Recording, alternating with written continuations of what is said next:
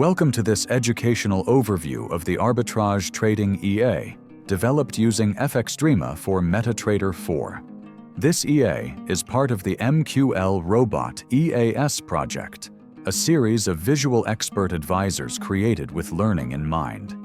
The purpose is not for live trading, but to help you understand how algorithmic trading logic can be built step by step using a visual builder.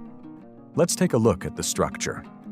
At the core, this EA applies a simple arbitrage concept. It compares the price difference, or distance, between multiple trading symbols. When a certain price gap is detected and no similar trades are open nearby, the EA executes a group of buy and sell orders across the selected instruments. Then, it continuously checks the profit condition. Once the combined trades reach a target profit level, the EA closes all open orders. This is handled automatically by a block sequence that checks open positions, evaluates the net profit, and sends a close command when the criteria are met. The EA is divided into two main logic groups. The first group opens orders when conditions are met and manages profit-taking logic for a specific trade set.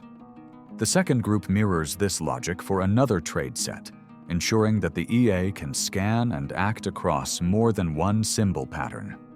What makes this EA especially useful for beginners is its visual logic. Every action, from checking distances to placing orders and managing profits, is done through drag-and-drop blocks inside the FXdreema platform. There's no manual coding required. This allows users to learn how an EA operates internally by just following the visual structure. And since everything is customizable, learners can tweak, test, and experiment with different strategies safely. Again, this EA is not designed for live trading and should only be used for educational and experimental purposes. If you're interested in how each logic block works in detail, you can find full documentation and a breakdown on the product page at Mqlrobot.com. To stay updated on more educational EA content like this, make sure to subscribe to our YouTube channel, Mqlrobot EAS. Thanks for watching.